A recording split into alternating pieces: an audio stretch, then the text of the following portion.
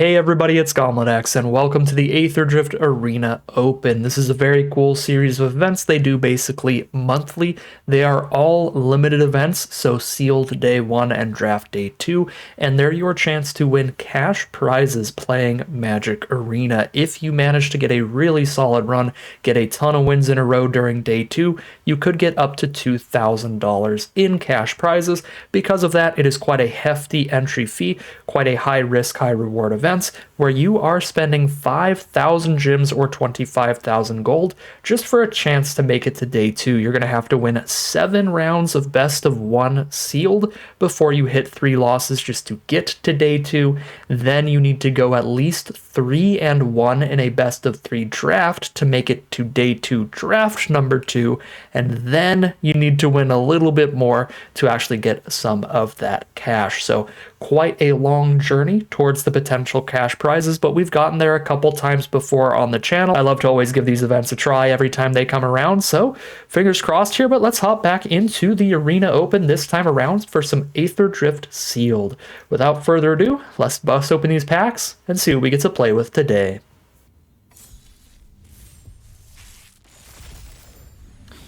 All right, and we got some fine rares here. They don't overlap a whole ton, so I think that the sealed deck that we play is going to be a lot more dictated by the quality of commons and uncommons, what colors look the deepest here, because there are a couple cards overlapping in Boros that are both solid rares. The Thrill Roller is a great aggressive card, and the Explosive Getaway is a great board wipe that saves your best artifact or creature with that flicker effect to make sure that you leave some cards on board post-board wipe. And then the March of the Whirldews is probably the best rare here, making every single one of your creatures a 6/6, and that's base power as well. So if your creature has any +1/+1 counters on it, or equipment, or anything like that, it'll be even bigger than that 6/6 body. This card is quite exceptional in the green decks, so I think this is our best rare.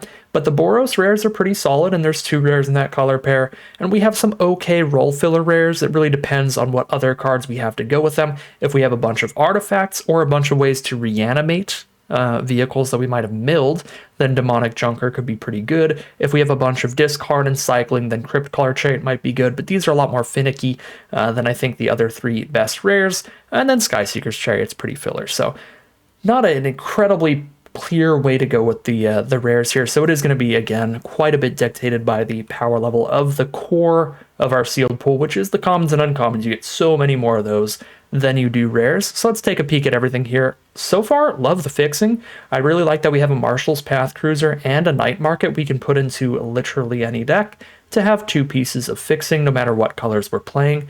That's pretty exciting. The rest of our commons, however, really not. They're all quite filler. They have nothing to do with mana fixing or anything, nothing particularly great for any specific archetype. Just some filler stuff if we need more random mediocre creatures or spells or anything like that. So main thing we get out of the color list is that mana fixing. I do like to take a peek at our multicolored as well. Some of these signpost uncommons, some of the 2-color uncommons can be near the power level of rares, so they can also give you some pretty clear directions to go in terms of what archetypes might be strongest in your sealed pool. We've got a Ranger's Ether Hive, which is fine for the exhaust decks. Not a massive draw, in my opinion. Lagoran also fine for the Saddle Mount deck. Scholar, fine for the exhaust deck. I don't think any of these uncommons are super duper exciting. We've got several different solid ones for their respective archetypes, but again, I think these are all just good enough that it's like, yeah, that's a huge bonus if those are our best colors, but they're not like a reason to specifically try to play those colors in sealed. All right, so we're going to take a peek at every individual color now, starting with white, which actually looks great in this sealed pool. We have a very high quantity of spells here. There's quite a few mediocre ones, like the Light Shield Parry, the Elacrian Armory with like 1 vehicle here. The tune-up without any big stuff to cycle for it to try to reanimate isn't really going to work either. Some really filler creatures like Interface Ace, again, with no vehicles, this does basically nothing. But we've got 2 great removal spells with 2 copies of Ridezen, a ton of creatures here. A few of them are quite good, like the Glory Heath Lynx here. Pride of the Road is a good top end if you have other ways to start your engines, like the early Leonin Surveyor. But mostly it is a big chunk of filler creatures like Mechanics and Mustangs and stuff. But still, quantity is nice here to have a really consistent mana curve. And again, we've got very high quality removal. So I like white a lot here. I think it's a very solid looking color in the sealed pool. We'll see what we got now in blue. Certainly much less quantity here. Way less cards to choose from. I think Stall Out is basically unplayable. Not the biggest fan of Kalorna, Surveyor, Midnight Mangler. I think these are all really filler. But I do like Diversion Unit, Buccaneer, Flood the Engine, and Hull Drifter is pretty okay. But even then, this just looks okay. Certainly a bit weaker than the white here. But a playable color if our second color is super deep and we have some specific 2-color card that really wants to push us in that direction. Checking out the black now. Quite low on removal, just one Grim Bauble and one incredibly expensive Demonic Junker. There aren't even a lot of artifacts for the affinity effect on this thing, nor are there any reanimation spells for it out of the black or self-mill, even if we had the reanimation strategy, so this is going to be pretty hard to cast without an incredibly artifact-heavy secondary color. We also haven't seen any good combos for Crypt Caller Chariot yet. There's just like 1-2 cycling cards out of the black. There's like 1 Buccaneer out of the blue. I really don't want to play Stall Out, but I guess that's technically another cycling card if we went blue-black. So the Chariot's also not looking great. Yeah, I mean, black just does not look that good. The quantity is quite low. There is a Grim Bauble, there is an Engine Rat, that's quite a good card. And the other filler cards are decent filler.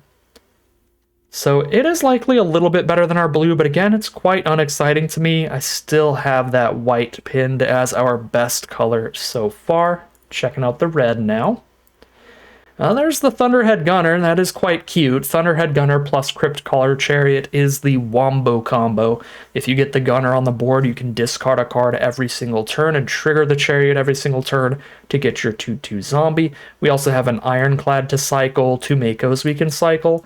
So Rakdos would be a place we can get the Crypt Caller Chariot to actually do something, but this is 39 cards here. I guess we have the multicolored uncommon as well, right? We have the Gastel Thrill Seeker, which is pretty good. That could fit into the deck as well. And then we could play a couple random artifacts, I suppose, to try to make Demonic Junker a little cheaper. Rakdos could be a deck. I mean, the curve is not great. The synergy's a little bit all over the place because we have a little bit of that stuff that wants to start your engines with Thrill Seeker without the greatest aggressive curve to get there. And then we also have a little bit of stuff that wants a really high artifact count. We have a little bit of cycling stuff with Chariot, Gunner, Makos. I mean, it looks fine. It does make a bit of sense here. But I think I might be more interested in just raw power of using a better color like our white here for our double Rides End to have much better removal than just a single Grim Bauble. Although I guess, yeah, we do have that 7-mana vehicle for removal as well. A little slow, but sealed can be slower where you can justify that. But I mean, the mana curve is so much better here. We also get to play, of course, the Explosive Getaway as a big board wipe. It's possible, with the colorless mana fixing that we have, we could go splashy here. We can go Boros and then splash in the Crypt Caller Chariot, and maybe even Demonic Junker, but definitely Crypt Caller Chariot. If we're playing the red, we'll have the Gunner, we'll have some Makos. That could be actually a pretty interesting splash for the potential Boros build. Yeah, I'm seeing some different ways that our red can go here. I think it's a little bit better than the black by itself, and the fact that we have the Great Boros board wipe makes me interested in either splashing red or splashing white or anything like that to try to get the Explosive Getaway into the deck. So that is another little draw towards the red there. So pretty interesting. Red and white are my favorite colors so far, followed by black, followed by blue probably. And we'll see what we've got here in green. Green looks very, very reasonable. We've got that March of the World Ooze. The issue with March of the World Ooze here is that it is a triple green spell. So it would be a pretty big hindrance on our mana base to try to play a deck that's like green and red at the core or green and white at the core and splash in the third color. for the explosive getaway. Now we can still definitely do it for raw power here, but the issue is that we will actually be punished for that mana base on occasion. Obviously, you know, not having triple green for March of the World Use, or having the splash color less often because we have to keep our green sources really high for March of the World Use. But it's still likely worth it for just raw power in sealed like this. We have a decent creature count here, but March of the World Use is the kind of card that wants a massive creature count. The way that you can really win games with this card is just curving out. Just go 1-drop, 2-drop, 3-drop, 4-drop, any number of creatures until you slam this thing down. The more the merrier, doesn't matter how small they are. So that makes it to where white makes the most sense. It's just the color with the highest quantity of creatures, so that we just curve a bunch of creatures out, slam a March of the World Use, try to win off of that. But we have other cards we can slam down to try to get a win. We have plenty of interaction here thanks to the double Ride's End, as well as the... where is it? Explosive Getaway probably gets splashed in. If we're splashing that in already, we could also put a Boom Scholar in, which is interesting. And when I said plenty of interaction, I was actually kind of wrong here. We don't have any green removal spells, which is a little bit of a bummer. But we can't splash March of the World Use. You cannot splash in a triple green card. We can't just be like, okay, I'm going to play a 7 plains, 7 mountain deck towards my Boros, and then also put 3 forests in here and expect to hit March of the World Use. That is never going to happen. You have to have green be one of the core colors for this card, and it is likely the strongest card in the sealed pool, so I think I have to be green-white splash red or green-red splash white. If we go green-white, we have the Ride's Ends. If we go green-red, we have Lightning Strike and no other removal. Technically, there's a Fuel the Flames, but I don't like main decking that, especially in sealed. This is a format with a lot of big, chunky creatures, some slower games, and just 2 to everything is not going to be relevant to every matchup, and the cycling is not super relevant, only for the Makos really in this color trio. What I do like about going green red instead of green white is we get the Boom Scholar consistently hitting the board turn 3, but I don't even know how good it is in this deck, right? Like, it can make the Scurryfoot cheaper to exhaust, but that's it. There's no other exhaust in our green. There's obviously no exhaust in the red, as that's just a color with less exhaust cards in general. Yeah, I think green-white splash red is better than green-red splash white. And I think these are the strongest spots to be. There are alternate decks. We can try to get cheeky and get lucky and get Splinter Twin combo going. Again, it's not Splinter Twin. You don't literally immediately win the game. But if your opponent does not have interaction pretty early, Chariot plus Thunderhead Gunner can definitely take over games. But it is weak to just a single piece of removal of any kind, because it does win the game over a duration of time, so they have plenty of time to stop that combo before it really, really ends the game. So, yeah, and I mean, the mana curve here is so much more awkward. 3 1-drops, a 2-drop, and then just chunk at 3, and then just a little bit there again. The Gravestalkers aren't even that good at the top end.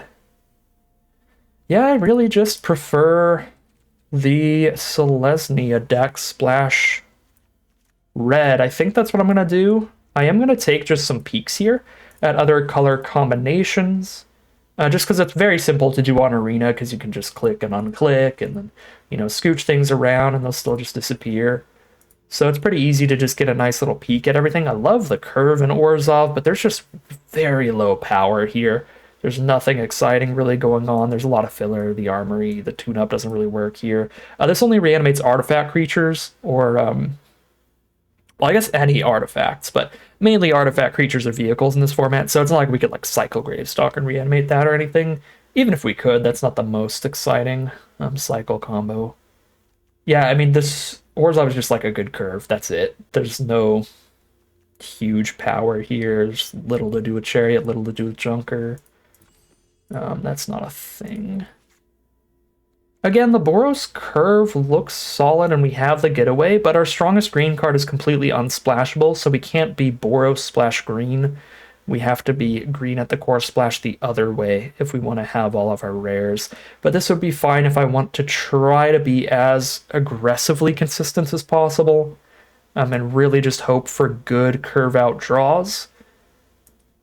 I don't think there's any great curve out draws with this deck because all of our 3-drops are really mediocre and don't apply that much pressure. I mean, like 3-mana 3/2s and 3/3s at best with very irrelevant abilities. Yeah, I don't think this is quite high quality enough of an aggro deck to get me more excited in hard aggro over just playing the strongest cards still. Yeah, I mean, that was kind of a peek at most of the stuff here. And I'm pretty confident that I want to go green-white and splash the red. So a double check the other red cards. Lightning Strike is a splashable option if I feel that I'm incredibly low on removal. Thunderhead Gunner is a splashable option. It is a 5-drop that's pretty relevant, pretty excellent in the late game. I think that's it for cards we'd be interested in splashing, so I'll keep those in at the side as options. Ooh, we get a Sunbillow Verge to help the splash as well. That is very exciting. I do like that. That makes me happy. Legoran might be playable. I want at least a few other mounts and vehicles. I don't need a million of them, but saddling a card just to put a single +1/+1 counter on itself is just not very efficient, not very good. I mean, there's a rare that's a 2-mana 2/2 saddle 1. It puts a +1/+1 counter on any of your cards on board, and even that's not very impressive. So I really don't love running Legoran just to put counters on itself every turn. I need at least a little bit of good synergy for that card. Okay, so these are the potential splashable red cards. It's definitely not a tune-up deck. Definitely not a late green armory deck. Let's go ahead and commit to the color pair and get these cards to be fully visible instead of ghost mode by just, clicking down, clicking back up. Let's put Night Market in for sure. Marshall's Path Cruiser in for sure. Unfortunately, no other dual lands for this trio. If we went the Jund direction, I guess there's Caves and Hollow, but there's not a huge point in going the Jund direction. Because that's just, nothing to do with Explosive Getaway at all there. No Rides Ends there. We have a Grimbauble in that direction. Grimbauble and a Lightning Strike. There's a Thrill Seeker, but that's not the most synergistic. Because, again, I'll be playing March in the main deck. Green will be a heavy color, so we'd be splashing in a 2-drop with, like, a different archetypes mechanic. Yeah, no, I don't think. Just because we have more Jund duels doesn't mean Jund looks better here. All right. Any other colorless cards, actually? Little peek here. Nah, we're going 3-color. We're going to have enough raw power with our colored spells to not have to play more mediocre but easier to cast cards here. All right, we get to cut 12 cards. That is quite a lot, but there is quite a lot of filler still in here, as well as probably over splashing right now. We don't want to be running 4 cards off the splash for sure. Explosive Getaway is honestly the only one I definitely want to splash. I'm just going to keep these in mind over at the side here, so that once we get to the last few cuts, we can decide if it would be better in terms of power level if the cards in the main deck are so weak at that point that it is better to splash more, or if they're strong enough that it's better to have a slightly more consistent mana base and not have to worry about being stuck off of casting any of these cards. So we'll see when we get there. Let's start cutting some cards. All right, so first off, I think Interface Ace is super mediocre. Probably some more 2-drops. Laden Surveyor could still be good just for another way to start our engines before turn 4 for the Pride of the Road. This card, again, being much more impactful when you're at max speed than when you're not, and it's easier to get a little bit of chip damage in earlier than if you start your engines on turn 4 and then try to hit your opponent 4 more times. I think with any of the big 4 or 5 mana start your engines cards that have big max speed payoffs, particularly with the 5-drop 5/4 Necro Regent thing, I think it is very important to try to run some 1 and 2 mana ways to start your engines if you can. Now that's a lot more relevant in draft because you have a lot more control over that in draft, but in sealed as well. That is definitely a reason to consider running Surveyor. These kind of come as a package deal where Surveyor definitely makes Pride of the Road better, so that we could have opening hands where we do start our engines turn 2, so that if we top deck into Pride of the Roar later, or Pride of the Road later, we might actually have max speed without having to wait till incredibly late game.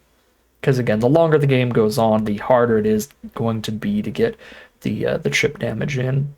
And we've got a pretty mediocre Jaguar, pretty mediocre Mustang, but they are mounts for Legorin, which is relevant. We've got 5 3-drop creatures. Mechanic looks the most filler here, although there's not a lot for Quick Welder to reduce the price of either. There's 1 Earth Rumbler for an artifact that costs more than 3, so Quick Welder could be a cut here as well. Yeah, I don't love Mustangs or Jaguars, but I do like having a little bit more top end on the curve, so maybe Mechanics here. It's more mediocre 3-drop stuff. The vehicle count, the creature count here is now at 1, 2, 3, 4, 5, 6, 7, 8, 9, 10, 11, 12, 13, 14. I think I really want to play at least 15 creatures for a March the World Ooze deck, ideally. So I'll put the Pride of the Road, the Surveyor back into there, and the mounts, the Mustang, the Jaguar, get that Legorin some more cards to actually be potentially relevant. I do like the Thunderhead Gunner, I think, as the easiest splash for just another top-end creature. This is a very good ability for any game that goes long, and what makes it a little more splashable than potentially the Boom Scholar is that it's a 5-drop card that's super relevant late in the game. So if we don't hit that red source until turn 5, that's super fine, because we can't cast this till turn 5 in the first place. Whereas with Boom Scholar, I could have this in my opening hand, really want to jam it turn 3, and then just can't. And then, you know, by the time I cast it, it's like, okay, whatever. I just have a 5/5, basically. I play this one turn, next turn, then I exhaust it, have the 5/5 body. I think Gunner's just the better splash. Easier to get out when you actually want it, and better, I think, over the course of a long game. That card selection is huge, preventing mana flood. Lightning Strike's still an option, but I will go ahead and cut these cards, because we still got to make a lot of room here, so it's down to 47. 7 more cards to cut now. These little tiny combat tricks are super mediocre, especially when we have a Silken Strength and double Bestow Greatness. We might even cut some of those. Let's drop the Light Shield parries. We don't want to be focused on cutting non-creature cards now, because again, that March the World Ooze really benefits from a higher creature count. I don't want to drop below 15 if I can afford to keep that count as high as possible. I am not the highest on Skyseer's Chariot. I do like that it works with Legorin, I guess, as a vehicle here. Technically, I have other vehicle synergies with some Canyon Vaulters, but this thing already has flying, so Canyon Vaulters don't do anything particularly good with it anyway. I do have a Rise from the Wreck as well. This makes me want to have a mount, a vehicle, creature with no abilities, all this kind of stuff in the deck to try to get that really working. But that could also end up being a cut, because again, I still need to cut 5 more cards, and non-creature spells are what we want to focus on at this point. I do have some mounts, some non-mounts. I've got 5 mounts, plenty of non-mount creatures, obviously. So it should be pretty easy to at least draw 2 off of this. And then I'll still have 2 vehicles in here most likely, right? We still definitely run Earth Rumbler, Marshall's Path Cruiser. This for the fixing, this for the vehicle body. I think this is probably a Rise from the Wreck deck that makes Bestow Greatness one of the potential cuts here. Dropping down, cutting all of these gets me to 1 last cut to make. I think that's where I want to be. Yeah. Again, Bestow Greatness is still generally good, but I think this is a solid Rise from the Wreck deck. Not a great one, but a solid one. And honestly, I might cut both. I might cut the double Bestow and the Rise from the Wreck. It's pretty hard to justify cutting anything else here. I guess Silken Strength is the biggest competition on this one, but I do love the efficiency of Defend the Rider as a combat trick. I certainly can't cut the removal of the Ride's End. And Silken Strength gets better when you have less removal spells, because then you do have to try to leverage some kind of combat tricks at some point as a form of removal, in a sense. Especially because you get that untap out of nowhere, so it plays a little bit more like a removal spell than most combat tricks, in that you can sometimes get surprise kills off it. Which is less often with the +4/+4 trample card. Yeah, I guess I mean to say that +4/+4 trample card is better at surprise killing your opponent. Silken Strength is better at surprise killing creatures. I mean, we've still got a lot of 2-drops, and if you think of it, Earth Rumbler is basically another creature in this deck that puts us at 15 creatures even cutting a 2-drop. I don't mind that as maybe the last cut here.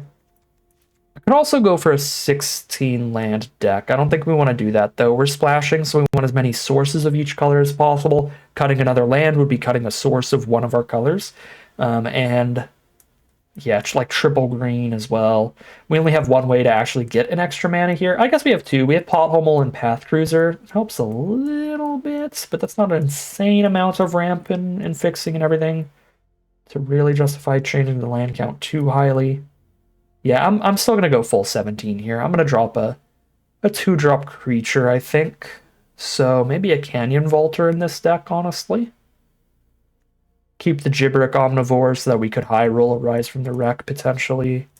I wouldn't be surprised if Rise from the Wreck is what we should actually cut here.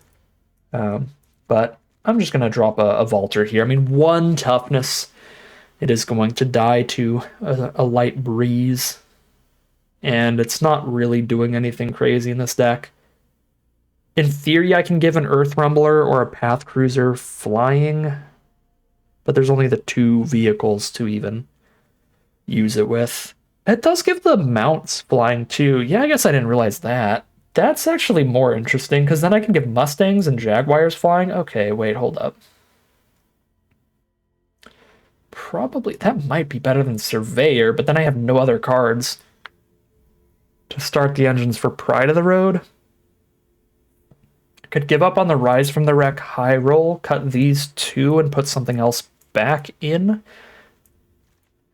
Cut these 2, bring back the other Canyon Vaulter and something else. Feels like one of these packages, actually. I just don't think there's anything good enough to put in over 2 cards here. And again, splitting either of these packages makes the other half significantly weaker, but I think that's just what I'm gonna do anyway. There's just nothing else particularly good left in the side. I mean, there is a Lightning Strike. I could cut 2 of these for Lightning Strike Vaulter. Creature count goes down to 14 at that point, which is a little awkward. I guess if I cut these 2, creature count goes down to 14. If I cut Rise from the Wreck, I'm a little bit worse at the long game, but I'm still a March of the World Ooze deck, an Explosive Getaway deck. Maybe we get rid of that, and we do go Vaulter Lightning Strike here. Yeah, and doing things this way keeps that creature count up high at 15, because we cut a land and a non-creature for a land.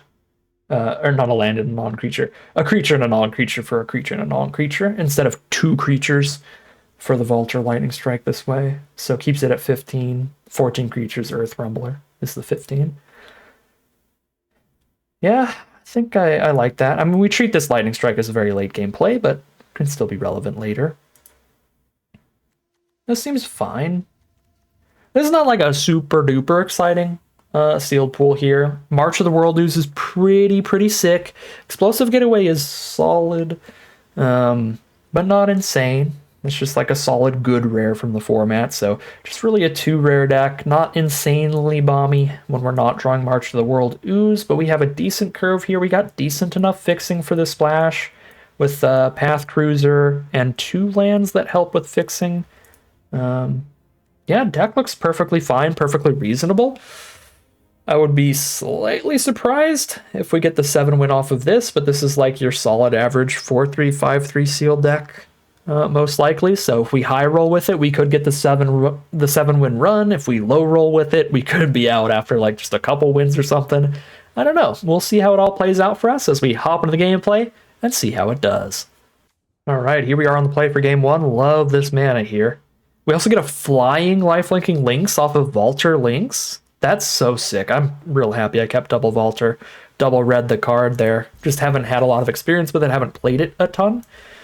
I've played against it a lot, but it mounting vehicles is not been the most relevant, so I don't know if I've ever even seen it give or sorry, mounting mounts has not been the most relevant, so I don't know if I've ever actually even seen it do that so far. So again, yeah, really happy I reread this card, because that's going to be really good here. Ah, not so much when they've got the 2-mana 1/3 flyer. But that's fine. We still get to draw a bunch of extra planes here until they decide to throw removal at it.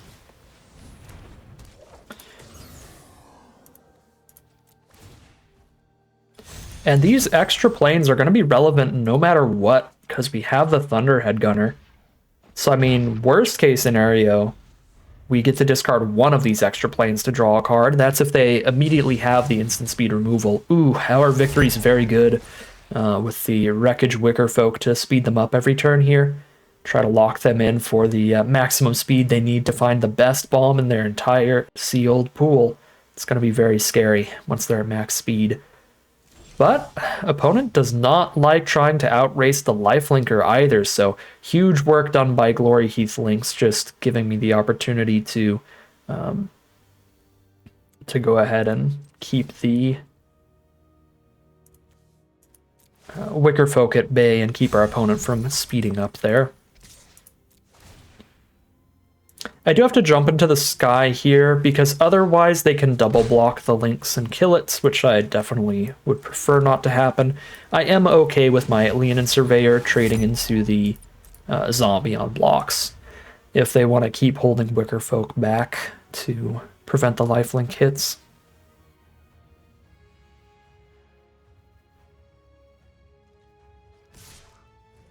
Yep, snap trade, sure.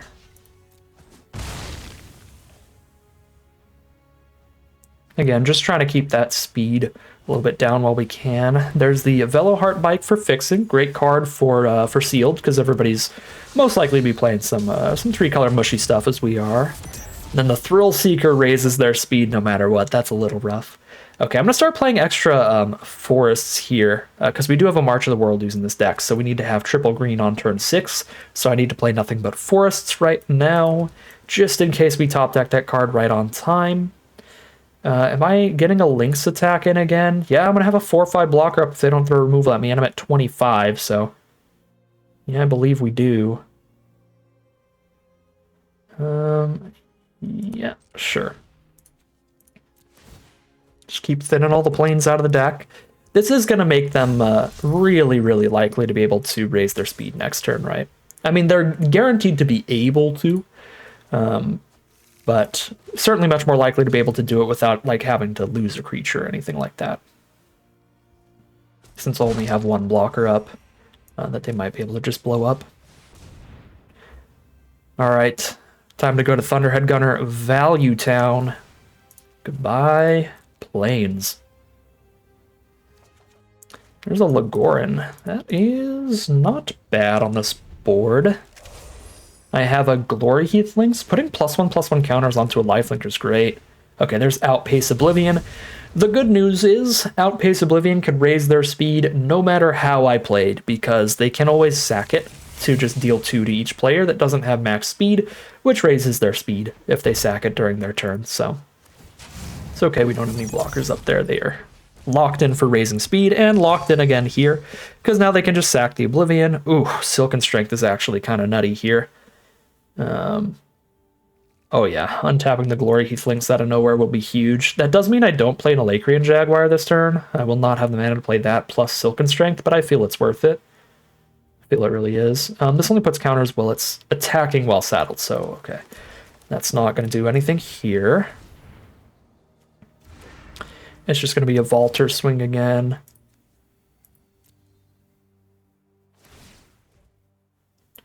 Just get every planes out of the deck. I have not been paying attention to the planes count, but I technically should be. The only one that matters is once we're down to 0 planes. When we're at 0 planes, I need to stop. Okay, there's only 1 planes left in the deck now, so I only need to saddle it one more time. I could still saddle it for flying, but then we're just bouncing off to gain 2 every turn. That doesn't matter much. I could actually just Silken Strength while they're tapped out. That's much safer. This plays around them having a spin out or something like that to 2-for-1 me. Yeah, we'll just do it because they're completely tapped out here. That feels fine.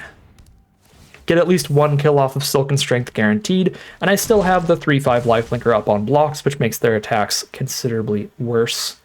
Although they do have the option of cracking out Pace Oblivion to be at max speed, and then Thrill Seeker's a Death Toucher, and I won't have blocks for that. But the main reason I would want to block here is just to keep them off of max speed anyway, so I can just let the Thrill Seeker in for the 2 damage if they want to do that. Okay, yeah, you got me either way off of that attack. Very smart play from opponent. If I block, they crack Oblivion. If I don't, they don't have to, and they get to keep it around so they don't take the damage from it when they sack it. And they also get to have the mana up now to just crack our victory instead. Yeah, that's a pretty sick little combo there. I gotta find one of my rides ends here, otherwise the Hazard of the Dunes is gonna be a 7/7 trample. But I just find some mana there, which is quite bad.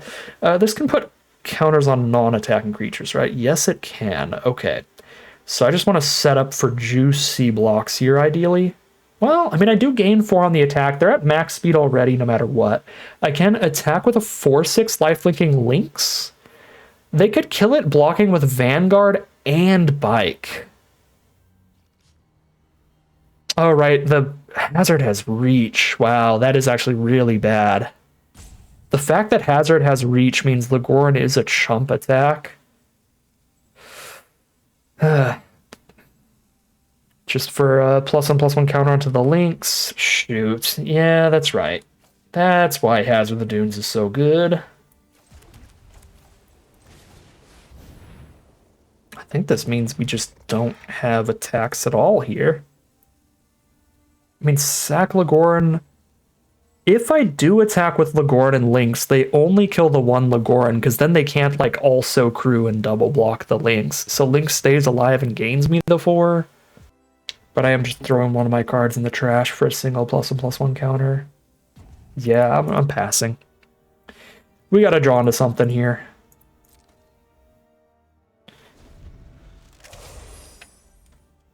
This is not our board state right now.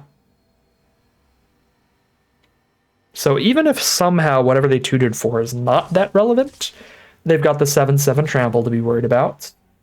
And it is 7/7 trample reach, so I think Canyon Vaulter for Thrill Seeker trade is fine here. I mean, it's better than any other trade we have. Because whenever they need to play on the defensive, they can just hold back a massive Hazard of the Dunes. Gross. It's a Thundering Broodwagon. Yeah, that's so good here. That's another gigantic reach blocker, a huge menacing attacker, and it kills our best permanents.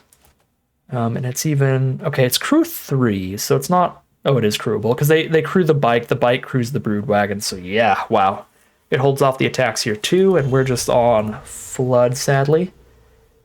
Just mana, so we're still looking for something. Now we have to find it quite quickly. Again, facing off against the essentially 7/7 trample and 6/5 menace. Die in just like a couple more swings at this point.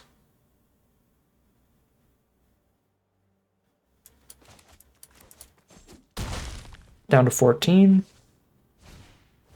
Another Bike, a little bit more life.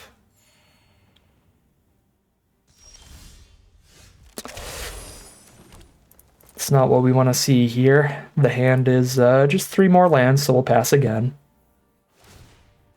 And Beast Rider Vanguard gets to start going ham here. The mana sinks being great in this format because you get into a lot of pretty long board stally games. So they just get to dump all their mana to that. If we had like a Beast Rider Vanguard here, we'd be in a much better position because we haven't had really anything to spend our mana on these last couple turns. There's a Molt Tender. Yeah, that's fair enough. Pass turn again. The top deck was another Forest. There's Beast Rider Vanguard. Activated for Venom Sack Lagak now.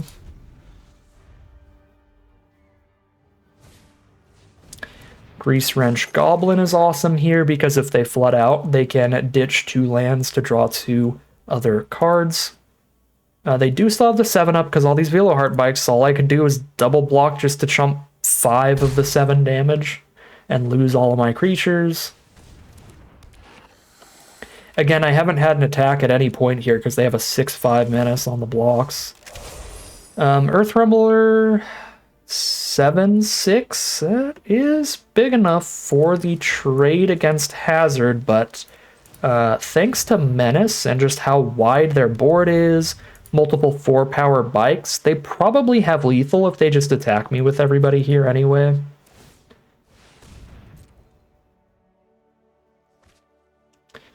Gilded Goda. Yeah, they can also crack the Outpace Oblivion to put me at 4. They definitely have lethal if they just attack all after a couple crews. I mean, after one crew even. If they just crew Broodwagon and then send the whole team in, that's already lethal.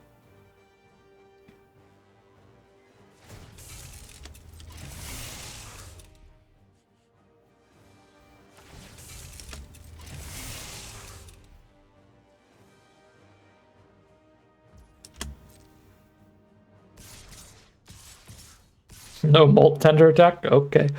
I'll still be dead, so that's fine. Oh. They are going to play around like one removal spell here. Where it's like, I'm still dead if I don't have removal, but if I do, this is not as bad for them, I guess. Or play around something here.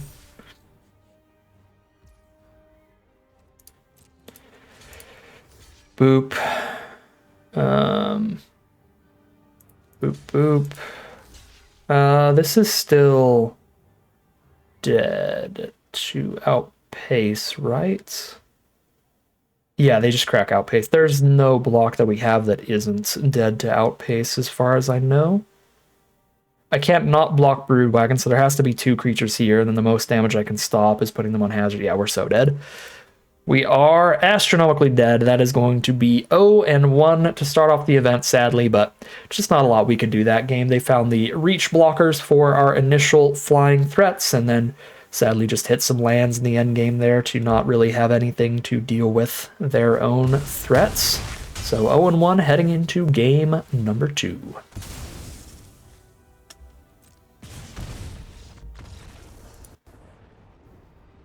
All right, here we are for game 2. This is a pretty awkward hand. It's not going to play any creatures till turn 4, but it does actually have a removal spell in it. It's got our 2 main colors, some castable cards. Basically would have to mulligan this in draft because of how slow it is, even for Aetherdrift, which is the slowest format we've had in a while. But I think I can keep it in sealed. We could certainly draw a lot worse mana base-wise. And if our opponent does have a great aggressive start, we can kill their best aggressive threat.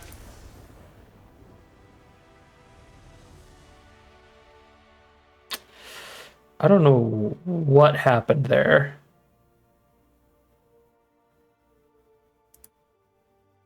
But thank you to Gandhi, I guess. We are 1-1 heading into game number 3. I don't even think they like mulliganed or anything. They just left immediately. All right, here we are now for game number 3. We are 1-1 after a well-earned victory in round number 2. This is an okay opening hand. It's basically the same as last time. We're not going to do anything until turn 4, but this time we also need to hit our red source to have our 5-drop here. We're on the draw. We also don't have the early removal this time. So if they have the good aggressive start and they are on the play, we won't even interact with them until turn 4 without drawing specifically cheap spells. So I think this time I actually have to mulligan because I don't have that nice little safety valve of having the 2-mana removal spell on the defensive. So I'm going to take the mulligan on this one. This is better. I can even ditch the red spell because it's red and 5 mana and this is a 2-lander. Yeah, makes sense.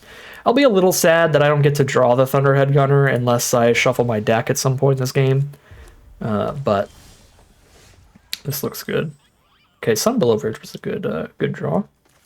I guess it's literally strictly better than playing the Plains, right? I mean, it's already just the Plains.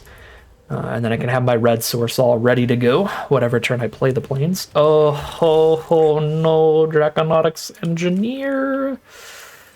I will take any trade they do on attacks, but this card is so bad for me because it spits out a 4/4 Flying Dragon that I'm tempted to just try to hold up Ride's End. There is a big flaw with that plan, which is if I hold up Ride's End and then they just don't attack to play around it, that is pretty horrific for me. So I'm going to just start my engines instead with the Leonin Surveyor. Because, yeah, if I just go land pass and they just play around Ride's End, then I've done nothing with my mana this early in the game, and that's a pretty important part of the game to be setting up. It is the early games. This is where you set up. Perilous Snare, though. All right. Attack with Engineer, and it actually works out super well that I played a creature there, right? Because that got them to tap out and attack with Engineer, so I know I can kill the Engineer here. If I didn't play the creature, they might not have attacked to play around the Ride's End. They might have just played like another good threats. Ooh, wow, they just have 3 lands and they're chilling. I don't remember any flash creatures in this format to surprise my Scurryfoot with. They could have a Ride's End to exile it, but that'd be a fine trade for me. So I am going to send the attack in here. Cool. And then I will drop the Pothole Mole. We are trying to hit a 4th mana here. Either to cast the Mustang or to double spell both these other cards. Either way is good. Okay, I'm a little sad to mill those, but it is what it is. The land is still definitely worth it. Definitely valuable. We milled a Glory Heath Lynx and our board wipe, and our opponent is still stuck on mana. I'm actually just going to activate Scurryfoot here. It puts 4 more power on the board, which is about as good as any of the other things we can do power-wise, and it makes sure that we get value off of the Scurryfoot, even if they draw into the removal this turn to clear it out or anything. Which they did. All right. That played about as well as possible. And I'm going to be going maximum power here. That's going to be Vaulter plus Vanguard for max power this turn. I'm also at maximum speed. Maximum a lot of things. Biggest thing to be worried about now is the 5 mana board wipe, since they are on Boros, but they're at 10 life and 3 mana, so I don't know if they're going to have time to even get to the 5 mana board wipe if they have their own copy of Explosive Getaway, and there we go. They had a very, very powerful opening hand, but we got quite lucky that they missed their land drops for it, because they had the 2 mana Draconautics Engineer, which is terrifying once it gets that dragon token, and then the 3 mana Perilous Snare, which is great too. Terrifying once they hit max speed, and it really helps you get there because it starts your engines, clears out a blocker, gets that path clear to work on your max speed, but they missed some really pivotal land drops. They probably, I guess, kept a 2 or a 3 lander with these 2 as their only 3 mana or less plays, which I would 100% keep. These 2 are insanely powerful cards, and they probably only had to hit like 1 land to be in this game, but we got real lucky in that they got unlucky and did not hit the 1 land. We are 2-1 now, heading into game number 4. Here we are for game 4. We've got all of our colors. We've got a 2-drop creature to trade off on blocks. Great top end with a Thunderhead Gunner. Solid keep. There's the Glory Heath Lynx as well. I get to start with that and shove my hand full of lands for the Thunderhead Gunner with that as well. Cool. So here's Lynx. Our opponent starts with Greenbelt Guardian. This can become a 5/5. It can give all their stuff trample. There's the Velo Heart Bike, 4/2, cruise for 2, and most importantly, it is a mana rock here. So they can crew it on blocks to kill the Lynx if I don't give it flying, but if I want to crew the Lynx here, I'm giving it flying anyway, so it's not going to block, because I do want to crew the Lynx. Technically saddle, but, you know, I'm just going to call it crew most of the time. You're just going to have to deal with that if you want to watch this channel. I'm crewing the Lynx. All right, now, thanks to the Night Market draw, I don't actually have to play the Path Cruiser quite yet, which I'm happy to skip out on to be able to, again, crew that Lynx and draw an extra card there. Speed Demon! Okay. Do they want to draw 2, lose 2 here? Yes. That is pretty good. So, another game we're going to need to hit Ride's End real fast, and that is not Ride's End.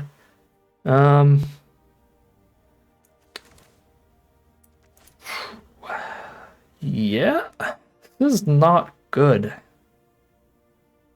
I can't attack into that, but I also can't block it. I guess we play the Path Cruiser and just, like, hold up, defend the Rider? No, I could just cast a Scurryfoot here. There's really no reason to give something hexproof indestructible. None of these cards are relevant right now attacking into a 5/5 blocker. None of them do anything on blocks against the 5/5 Flying Trample. Yeah, we don't need defend the Rider, so... Path Cruiser for green, slam down the forest, Scurryfoot. It's not pass, it's very specifically not pass. Well, hold up. It says crew 5, so I can crew it and have defend the Rider up, so I can block Guardian and kill it without losing the 6/5 body. That's like something I can do, but I'm pretty happy to just trade the 6/5 into the 5/5 since I have to keep crewing the Path Cruiser over and over. Oh, hold on. It crews with flying. Oh, no. I immediately forgot about Canyon Vaulter. I actually should have had the green up for Defend the Rider. That would be so much safer here against all this open mana.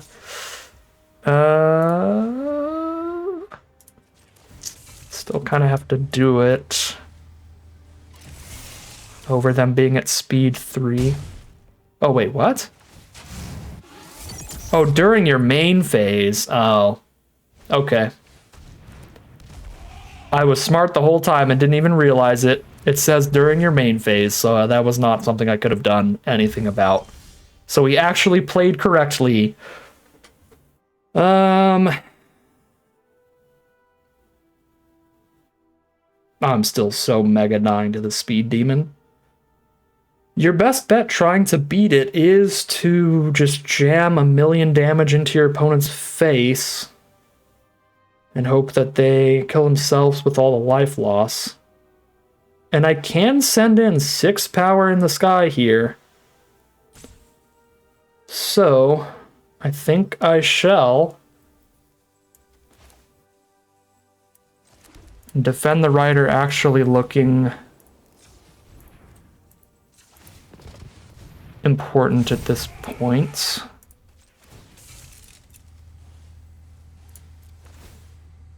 To keep the 6 power flyer for crackbacks, because if I just hit them with it twice, they're dead. So if I just make sure that it lives, we might be able to get this one here. Again, I have beaten Speed Demon before, and the way to do it is just pushing any damage where you can. Because you are never winning the long game with the amount of cards they're drawing. You just gotta pressure that life total because they're already pressuring their own with the life loss. Okay. Think I do take the trade for Surveyor. Can this target a... Yes, it can. Target permanents. Cool. So I can save Path Cruiser even if I can't crew it right now, so I will take the trade. Or if they spend any mana on a combat trick to beat my 3/3, that is pretty favorable to me, so that they have less mana to interact with us trying to kill them with Path Cruiser next turn. Cool.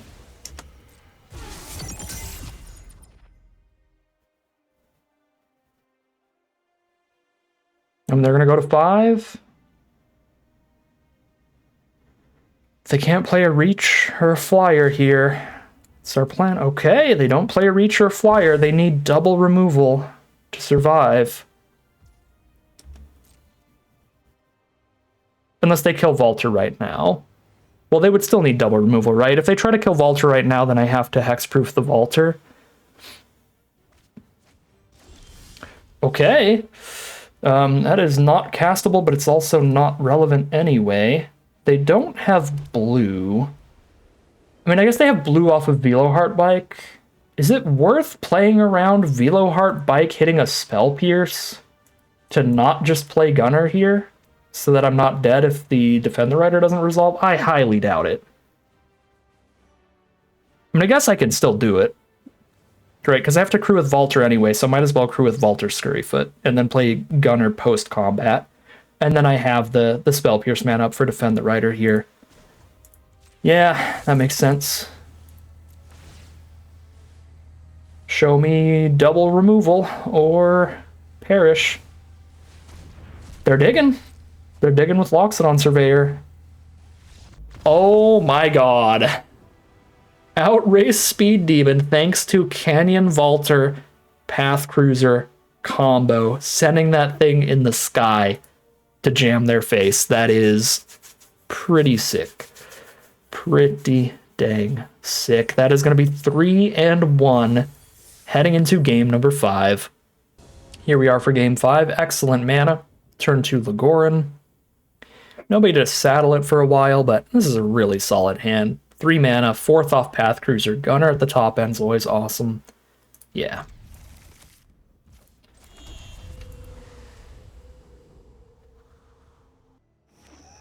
Blue source from the night market. Here's Legoran.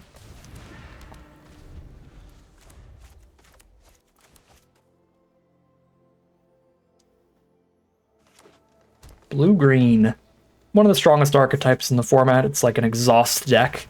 A bunch of cards they can dump a million mana into later. And there we go, there's their exhaust card. Luckily, I hit a great draw as well, which is Beast Rider Vanguard to just start saddling Legoran immediately and just working on the +1/+1 counters. I don't mind it. I don't mind it. Yeah, Silken Strength would not even kill the Engineer right now anyway, so let's just get the +1/+1 counter. 2/2 Legoran. Bounce off each other. And then I can put counters on vehicles even if they aren't currently crewed. Yes. Yes, so that's going to be awesome. Get a counter on Path Cruiser this turn. Okay. So we're going to Path Cruiser into another green because we want triple green if we hit the thingy Madude. I guess if they have Spell Pierce, that's kind of tragic. Not a super common card to main deck in this format, but it is possible. This format has a bunch of expensive vehicles and stuff, so I've seen it before. It's not impossible. Okay, crew.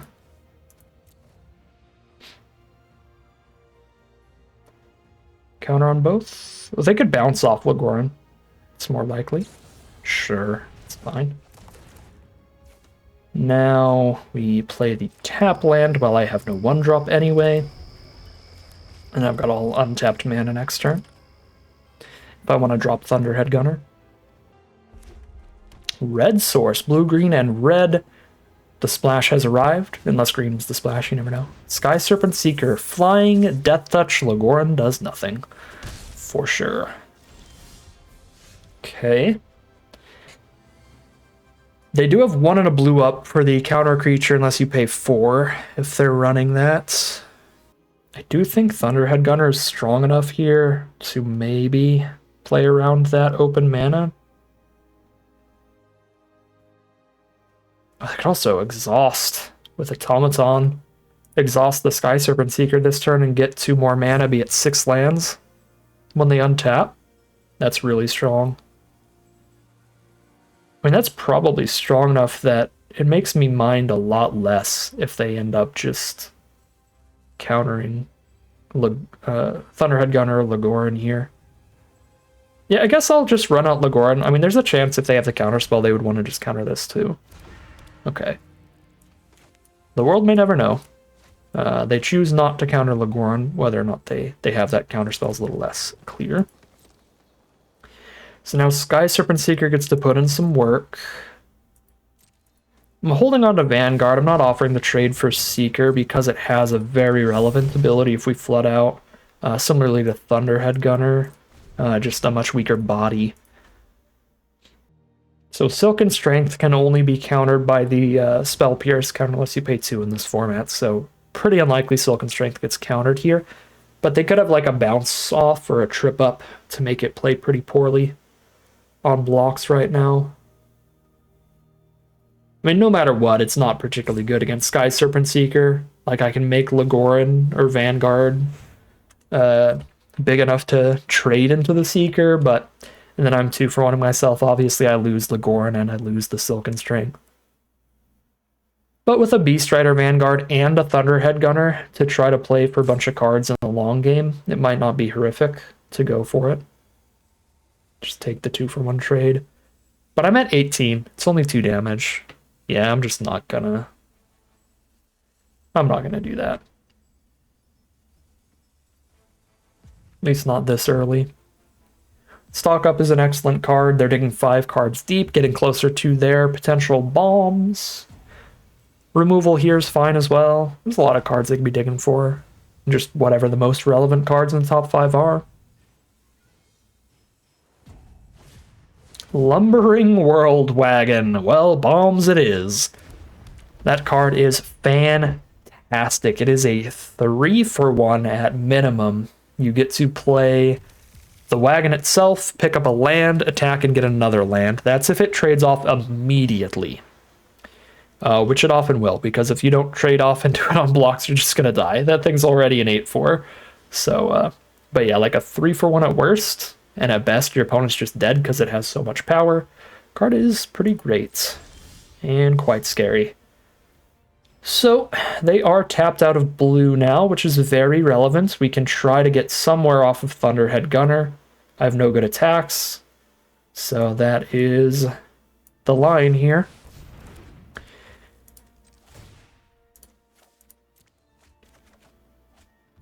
Well, I've already got my triple green. Let's get a 3rd white and then play more forests from there. I guess Lagoran does actually attack here. Does my 2-2 blocker matter? Not without Silken Strength up. Yeah, Lagoran to trade into the Serpent and get a counter on this board is not horrible.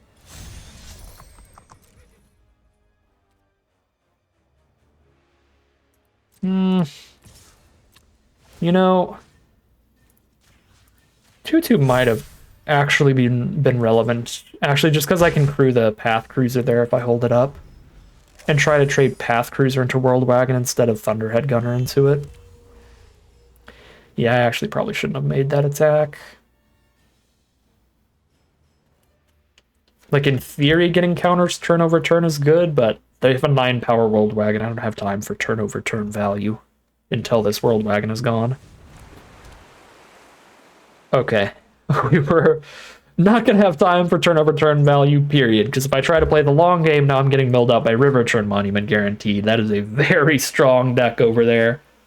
I only have 1 card in my grave right now, but again, if I manage to survive the World Wagon, it's not like we have a ton of pressure on our opponent. If we survive the World Wagon, this turns into a long, grindy game where River Turn Monument has time to mill us like 5 times at least, get us to like 10 cards in grave, and then exhaust the Monument, mill another 10. At that point, we're just out of cards.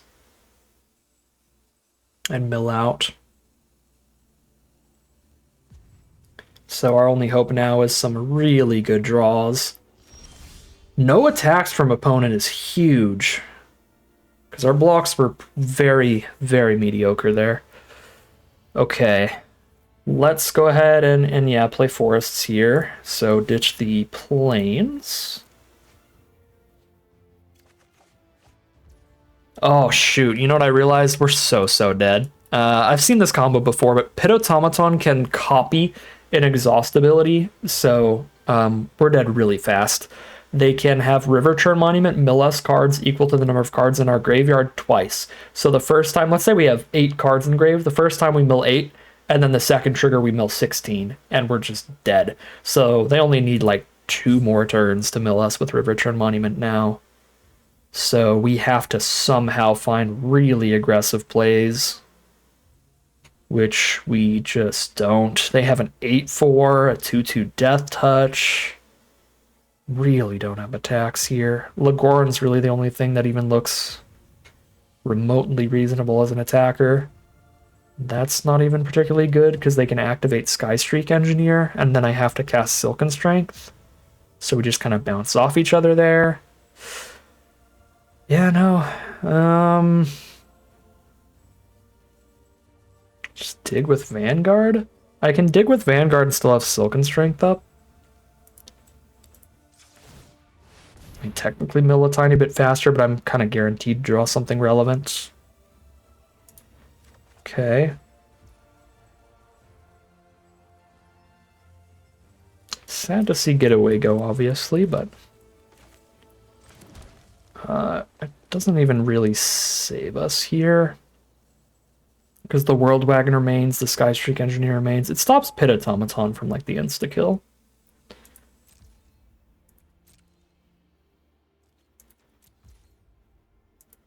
Alright.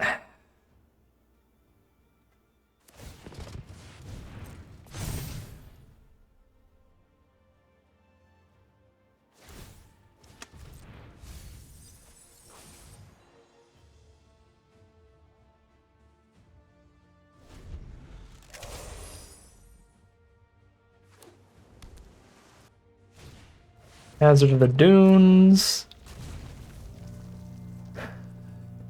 The board gets even more clumped up.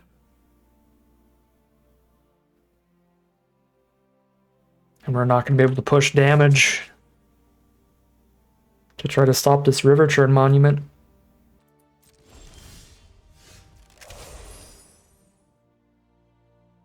Defend the Rider trades into the Sky Serpent Seeker. I'm technically letting them mill me a tiny bit faster by discarding cards here, but I have to find relevant plays. Canyon Vaulter is one, sort of. I can put the Path Cruiser into the sky so it doesn't trade into World Wagon. It is big enough to trade into even an exhausted Hazard of the Dunes, so that is nice.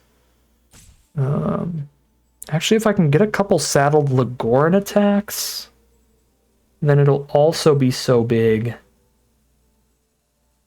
that it would survive the Hazard.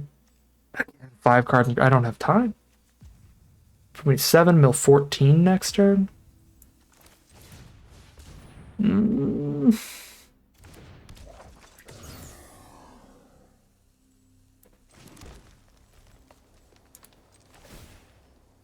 I mean, full speed ahead. I just do not have time for any other options.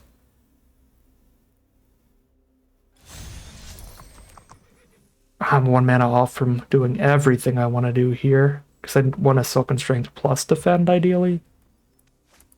18 life. I'm dying so much faster in a mill, I'm just going to not hold up blockers at this point.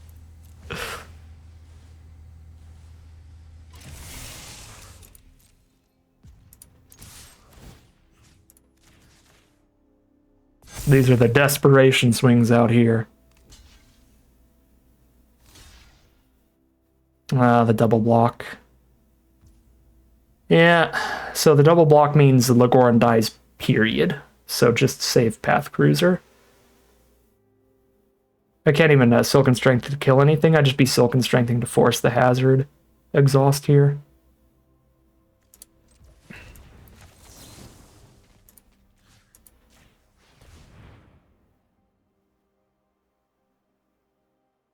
They only got 1 card left in their hand to be a trip up or a bounce off or something here. Okay, looks like it is not.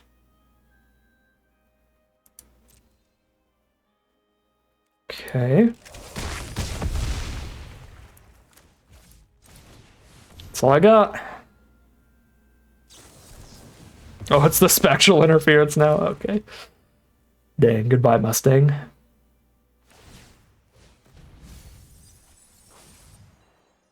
Mill 2 creatures off the top. Ooh, sorry. Land off the top for our opponent, but they only need to live 1 more turn, and the game is locked in their favor, and there is no possible way we get to swing for 20 here. I mean, they might be able to swing for 18. Honestly. 10, 11, 12, 13, 14, 15, 16, 17... They can swing 17? No, 18, because World Wagon does draw land. Yeah, the counterspell just got them to kill here. But it's completely irrelevant. Our deck doesn't have any way to blow up an artifact, so they just mill us out next turn anyway. Okay, well that's not lethal, is it?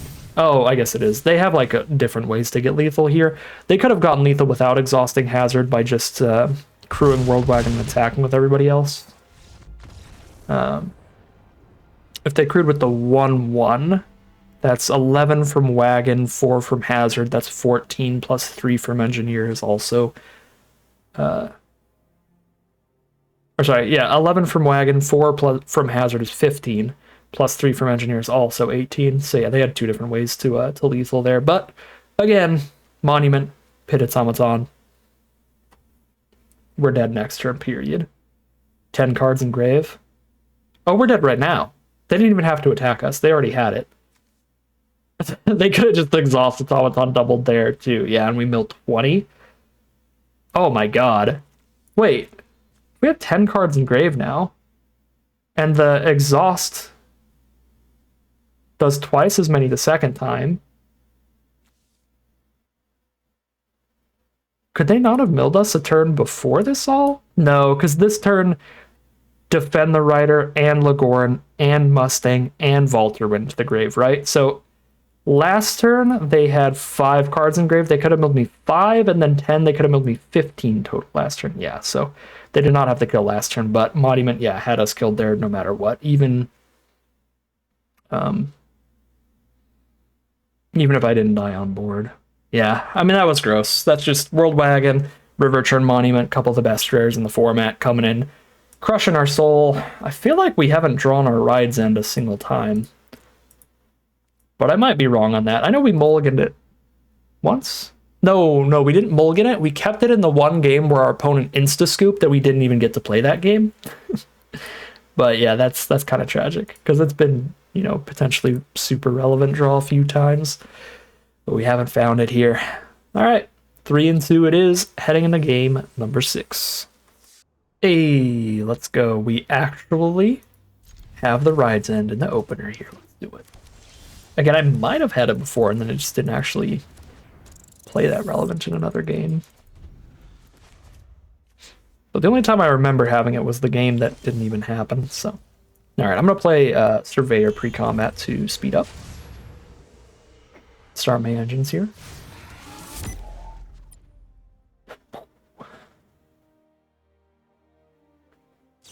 Shoot the Surveyor. I'm happier with them shooting Surveyor than Scurryfoot, so that's fine by me.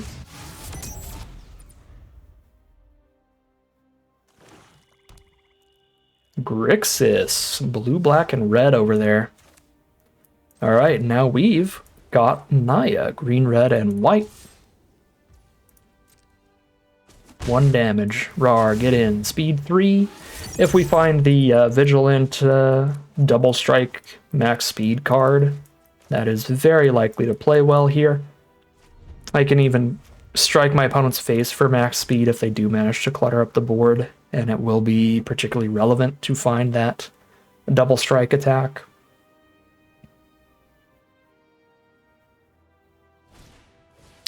Quag Feast, the Scurryfoot, which is based on mana value, so there's nothing I can do to make that not happen. Cool. Part of what's pretty nice about Scurryfoot, if it does die to removal before you activate it, they still had to throw a removal spell at your 1 mana play, so that's fine. Sadly, though, we have no other threats in the hand, so we do have to draw another creature here.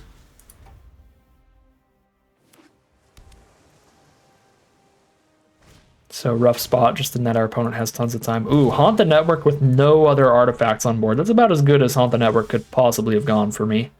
So I think we take those. That's fine. Here's Glory Heath Links and pass. Got the Silken Strength.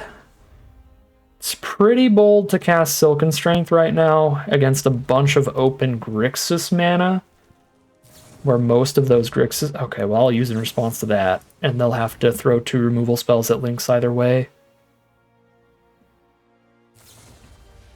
Sure. It's a lot better than it just dying to the Lightning Strike. So that actually went well. That went pretty well. It's a 2 for 2, but I still actually have the Links to play in the future, so it's actually like a 1.5 on my side for 2 of their cards. Earth Rumbler's sick here, but it could be countered by the counter unless I pay 4. And Glory Heath Links is still good. Earth Rumbler's so much better though, right?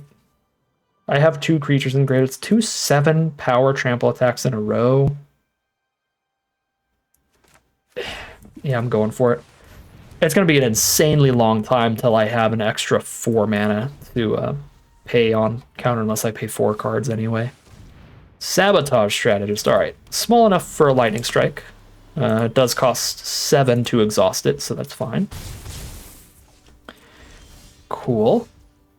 Mustang is not bad. Can play Mustang and Lightning Strike for mana efficiency. It's Lightning Strike right now. More mana up. It's crew 3 as well. Nice. Oh my god. So that I can crew it without having to exile a card from grave. That's actually super perfect. Rumbling the Earth here. That definitely outraces the Haunt the Network. I even get my card draw out of grave with Surveyor. And they're over it. We take it. That is 4 and 2 now. I'm pretty happy with this. Again, I mean, looking at the sealed pool, looking at the deck, we said it during the deck building. I think this is like a 4-3, 5-3 on average. So nice to get those average draws, the average luck this time around, get to at least the 4-3 run at worst. But obviously, if we could get into the money at least, well, not the money. The best you can do day one is getting your gems back at a 7-win run, but if we can get some amount of gems back at least, that would also be pretty cool. And these next games are the games that determine whether or not we get any gems back. So next game is a big one. We are 4 and 2 heading into game number 7. All right, we cannot keep 2 planes, 2 green spells, one of which is triple green. I kind of forgot we had March of the Worldoos in this deck as well, or I probably would have been bummed out about not having been able to cast that a single time either, similarly to how we hadn't cast Ride's End until last game. But yeah, this is actually a really bad hand for March. We got to mulligan this one for sure. Yeah, tragedy. Especially, yeah, on the play, not even on the draw. Okay, this is better mana, but it still doesn't have green, which is really rough. I still think I have to keep this over mulliganing down to 5. And I've got 3 lands already, so I could ditch the earlier green play and try to go for that top-end Earth Rumbler. Although this hand is not particularly good at getting a bunch of creatures into the grave to crew for it, so I could still just ditch the highest mana value card here instead and hold on to the Scurryfoot. Yeah, either way, this is a bit of an awkward hand. Whichever way we keep for it, ditching the Earth Rumbler or the Scurryfoot. It's definitely one of the green spells. I'll ditch the Earth Rumbler. We're just not ending with a lot of creatures in grave right now. See where we go from there. Okay, Cannon Vaulter's a great draw. Getting the curve started on turn 2. So we go 2-drop, 3-drop, plus get that lifelink swing next turn for quite a bit. We got double Ride's End. I like that as well. A little less relevant this game where we're actually on the aggressive. Because they're less likely to be cracking back a ton right now to give us any tapped targets for this card.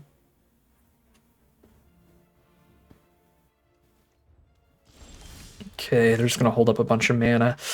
Another white source is awkward, but I definitely have to keep playing lands towards 5 mana hardcast Ride's End. So drop that down. Send in the team. They are going to spin out the Vaulter, sure. All right, they're under very little pressure, so they got the time to hit their late game plays, which is awkward because green has ridiculous late game plays like 4-4 trample reaches that turn into 7-7 trample reaches and so forth.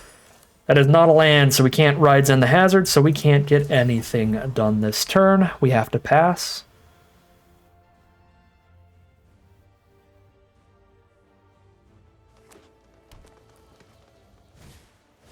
Mutant Surveyor is the play from opponent. They pass from there, and we draw another 5-drop. Yeah, that's a pass.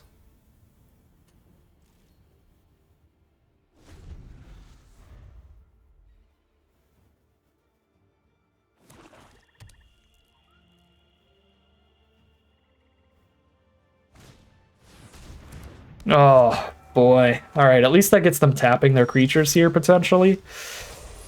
But Gonti's a really bad time. Every time they hit us, they exile a card from the top of our deck and they can cast it against us. Even if Gonti dies, that card is going to remain exiled. So I really can't afford to not hold up Rides In at this point. So we're not casting Thunderhead Gunner. I'm going to cast a Scurryfoot here. What's really nice about Scurryfoot is I can cast it and still have both Rides Ends up.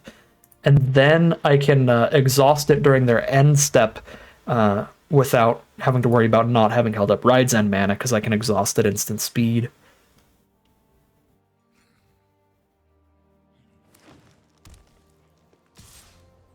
So Mutant Surveyor.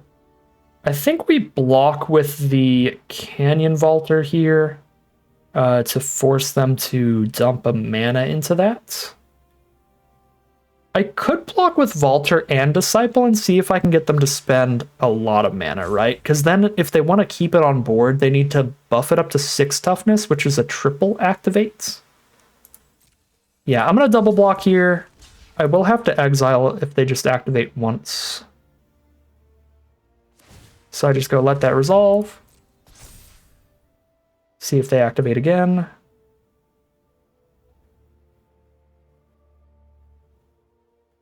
And no matter what they do here, we Rides End it when we get priority. All right, they're not going to do it more. I still have to Rides End that, because now it would 2-for my creatures. When I was going to Rides End it super regardless, but get them to spend a little bit of mana. And this also makes it so they have the option of spending 6 mana on it and trying to kill both my creatures without even losing the creature of their own. So I do like that a lot. Okay, so I can Path Cruiser and still have Rides End up here. Path Cruiser is relevant on this board. It's a 6/5 flyer thanks to Canyon Vaulter. But that does leave them open to blowing up Scurryfoot without me getting any value off of it, which I don't love. I mean, if they just attack me here, they can already do that, right? Because if they attack me, I can't afford to exhaust Scurryfoot instead of exiling Hazard of the Dunes. I guess I could try, right? Block Hazard of the Dunes with a 3/3 and a 2/2, but then instant speed removal plays horribly. They'd kill all my creatures and still trample over for a Gonti trigger. Plus Hazard could just exhaust into the 7/7. Yeah, I can't. I don't think there's any world where I get to exhaust the Scurryfoot next turn. So let's go for a green source and play it here off a Path Cruiser. And then pass.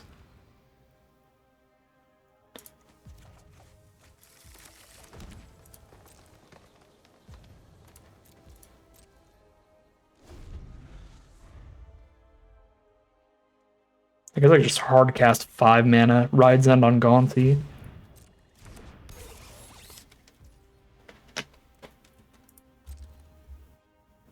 But the Hazard is so beef.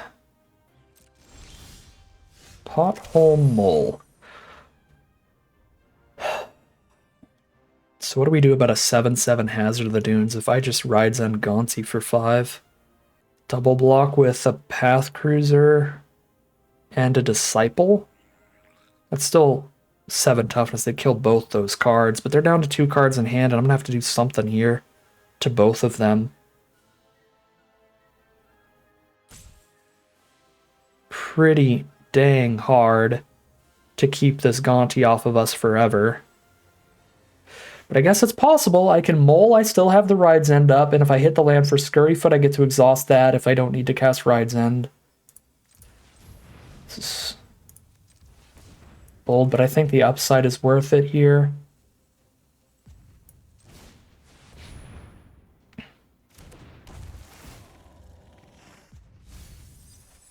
Perfect. That's the 3rd green. If we hit March of the World Ooze, that could be a victory for us off that card. Gonti just keeps us from attacking. Camera Launcher gets activated. So I do have the Disciple for the 1/1 flyer, though, so that's fine. What would be pretty awkward is if they have the removal for Disciple, then I have to Rides in the flyer to keep Gonti off us. Just gonna pass turn. Okay, I get to exhaust Scurryfoot here.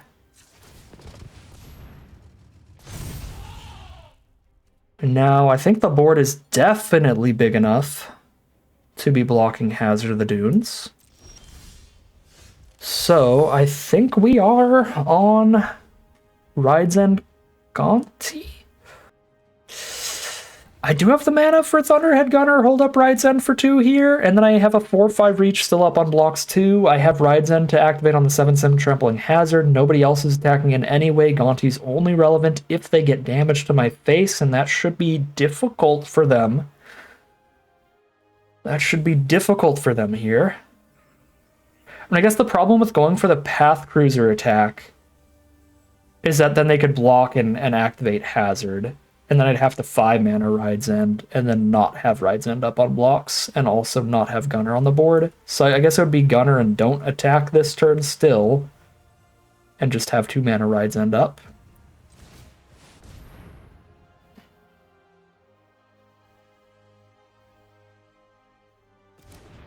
Yeah, I mean, if I just keep cluttering the absolute heck out of this board, the Hazard is more relevant than the Gonti, and we just constantly hold Ride's End for the Hazard. If they draw into the thing that looks at my hand and chooses an instant or sorcery to make me discard, that is mega bad for me.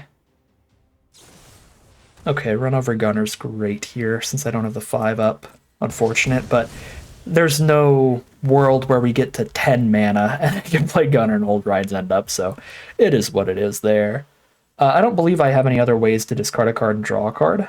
But there is a vehicle here that makes me discard 1 card. It's a 4-mana 4/3. It's probably worth playing around. This Ride's End matters so much.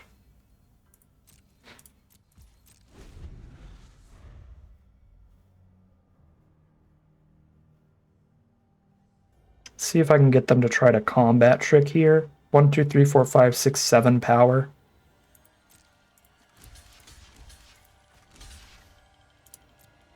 If I can get the 2 for 1 here, that's a huge swing for me.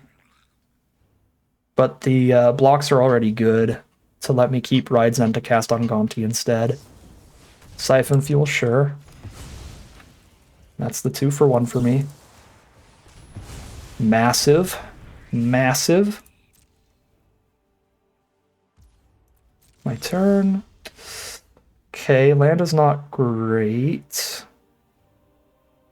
if I want to crew an attack with Path Cruiser, I am letting them get in with Gonti. Because then I only have a 2/3 and a 2/2 up on blocks. Sadly, I think we're in a top deck war now. I can't just attack with Path Cruiser to hit them for 6 and then they're guaranteed to draw a Gonti card. I guess not guaranteed, right? If they attack all 3, I double block Gonti and kill it. But they do draw 2 Gonti cards off of that attack, but then Gonti's dead forever. Top deck removal from our opponent is pretty lethal to us either way, because if they just draw removal and kill Disciple, they already get a Gonti draw every turn off of the 1/1 flyer. So even though it's a little worse, if we have the 2 creatures up, that's still probably a risk I should be willing to take. This is tough. I mean, they draw 2 off the Gonti. I'm not going to do it. Right, if I just have the 2 creatures up, they attack all 3. I would double block Gonti. They draw 2 extra cards. It's just not good.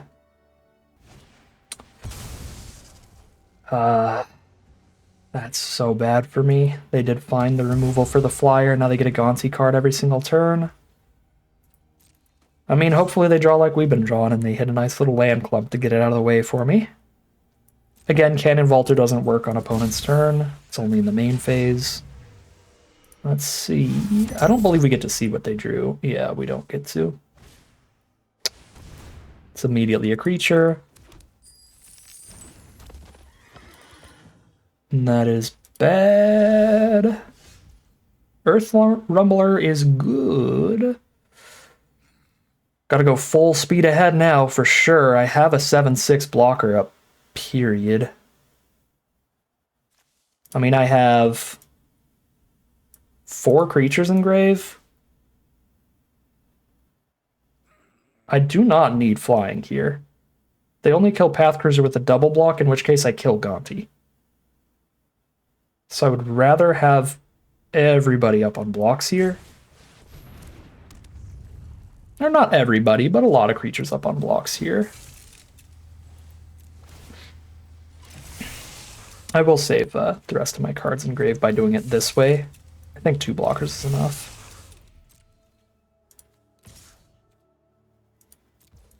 Because I just double block Mustang if they swing that.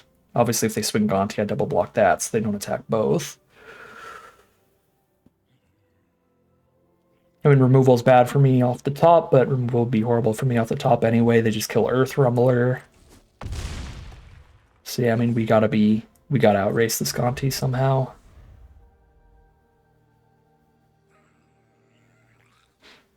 And that looks like the best bet. Get the attack in there, locked in for free cruise on Rumbler for the rest of this game.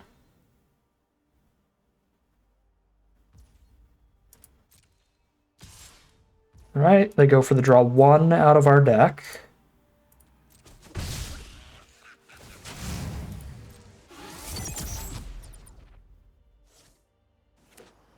Play their land for turn. Pass. It's a land for us.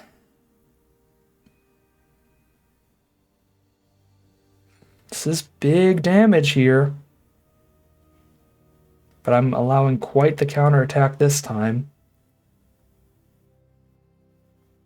I mean, they're dead to 2 flying swings either way.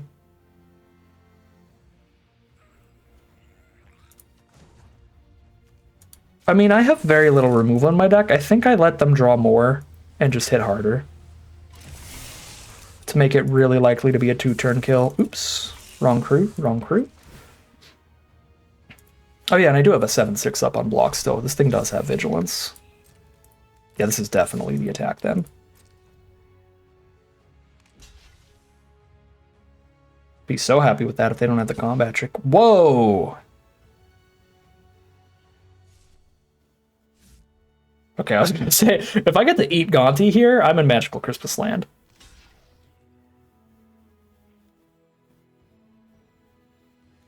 Did I hit both? I hit both Ride's End. We have literally 1 Lightning Strike in our deck for their most relevant draw. And that would be to kill Canyon Vaulter to not die in the sky. I guess I probably have some more reach and flyers they could hit to chump. But this looks winnable. I mean, I'm at 21. But again, the issue is, like, if they stabilize, they do super win off of Gonti with the Thopter turnover turn. So, like, if they just get enough blockers here from our deck, or removal from our deck, the life total difference doesn't matter as much as the fact that they're drawn twice as many cards as us from there, and the board will get very lopsided in their favor. I guess now, if they don't draw our Lightning Strike, then we get to Lightning Strike their face, potentially, as a draw. Cycle a Night Market. They are desperate. They're digging. Canyon Vaulter Marshall's Path Cruiser does it again. Canyon Vaulter MVP, and we have made it not into the money, but into getting some of our gems back. Again, very, very top heavy, very high risk reward payout here, so only in the money if we get to day 2. So yeah, still happy with that. Really happy that this deck at least gives me some of my gems back here towards another run, so that's nice. 5-2 now, heading into game number 8. This is a weird keep, but I'm pretty sure it's a keep with the triple green for March, Pothole Mole to pick up a white or a red, whatever we find in the top 3, and really powerful plays if we find both. It's a little slow not starting till turn 3, but it makes up for that a lot with raw power, and this can be a slower format. Our opponent does start with a 1-drop though, but there's our red source. All we need to do is find white off of Pothole Mole, and white is one of our main colors. We actually have 7 or 8 white sources versus just the 3 red. This is really unfortunate, though. Our opponent goes 1-drop, 2-drop on the play, and the 2-drop is a 3-power creature. And we drew a 2-mana play, but it's a white spell. This is not really working out right now. I'm getting concerned for sure. If they have a 3-drop turn 3, it's where things will get really bad. So we're down to 15 now. Yikes. Okay, 1-drop, 2-drop, 3-drop on the play. That's Magic the Gathering for you, baby. That could be all it takes, but from this turn onward, I have a relevant play, and I have locked in the explosive getaway mana. So if I just survive to 5 mana, I can wipe the board and then win off of March the World-Use. So we're desperate here, but again, we make it to turn 5. We have really, really good plays. Okay, I think I barely make it to turn 5 here. 4, 5, 6, 7, 8, 9, 10, 11. I died to 1 removal spell. It's way easier for them to kill a 1/1 than it is a 2/5. So we slam down the 2/5 and cross those fingers here. If they do not kill this, we can probably win board wipe into the March of the World-Use. If they do kill this, that'll end our first run of the Aetherdrift Arena Open. Let's see what happens. Send in the board. We block the highest power creature to prevent as much damage as possible. They activate the Scurryfoot, and we live another turn, just barely, at 3 life here. And now we blow it all up. I should try to rise my speed first, at least, right? Okay, we don't get to speed up. But that's fine, I can just exile it to save it from the 4 damage.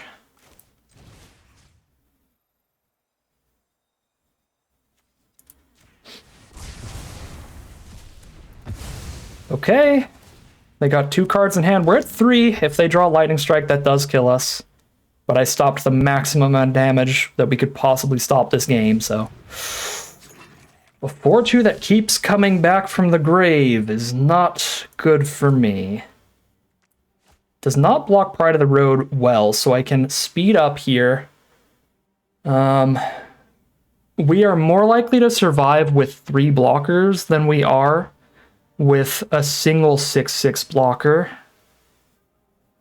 So I believe I have to go Legoran Mustang here instead of just March, send in a 6/6.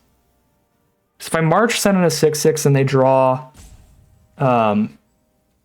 like Ride's End, I just die off the white splash, which I think they would be running. My blocks are much worse against the 6/4 here. Without casting March, I have to just chump it. It's a hard choice. Chumping it is rough. But then I have 2 creatures and March the World-Use the turn after this. I'm gonna March here. I feel like the removal's gonna kill us either way over time.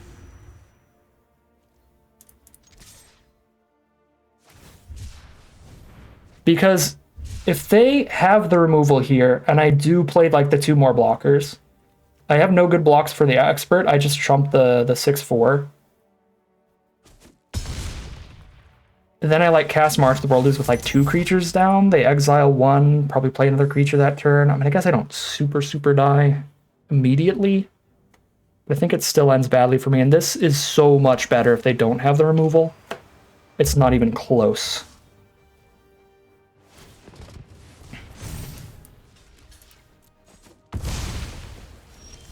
Okay, they didn't have the removal. Again, like, it could have been the wrong play in the grand scheme of things. But because they didn't have the removal, it clearly, in this universe, was the right play. I mean, like, with the information we had at the time, it might have been wrong. But because they did not end up having removal in hand, it played way better. And we just get Lightning Strike, man. That's just magic. No, that's just magic, dude. I think they were, No, they weren't dead next turn. I could have hit for 14 off of a creature. That's so sad. Well. Well. 5-3. It is a tragic ending to this Arena Open run.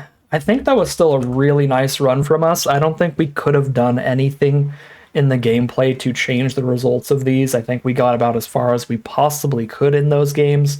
Again, maybe I did not play perfectly, but in terms of how our opponents drew in those games, the plays that I made, I think, went about as well as they possibly could have, especially that very last game of Magic. Like, I mean, we just died a lightning strike, period. We stopped every point of damage we could possibly stop.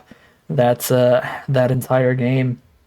Yeah, bummer. We also only got to play Explosive Getaway and March of the World Ooze once, and we got to play them both the one time in that tragic game where our opponent had the full maximum speed curve outs on the play. 1-drop, 2-drop, 3-drop, 4-drop, another 4-drop with the exhaust ability, just blisteringly fast by sealed standards. Just a really, really good draw from them on the play to break through for the lethal there. And we still, I think, handedly win the game if they don't draw Lightning Strike, even if they draw cards like Ride's End from that point with a March active and at least a 6/6 left over. Absolute tragedy to end it like that. But again, the overall run, I think this is about as good as we could have hoped for. In terms of the matchups that we got, that was as far as we would have taken it here at 5-3 on this run. But we'll go ahead and grab our 1,000 gems of pity points and use them for the next run, kind of leaving this one with our tail between our legs. But that is going to end today's video. As always, I'd like to thank my patrons and YouTube members for their support, as well as you for watching the video. If you enjoyed it and you'd like to see some more, you can always like, comment, and subscribe to tell that YouTube algorithm to send you some more of these videos in your recommended feed. If you'd like to catch me live, you can check out the Twitch channel in the link in the description below. And if you'd like to support the channel directly, you can check out the Patreon link in the description below. But other than that, as always, thank you very much for watching, and I will see you again soon for some more Magic Arena.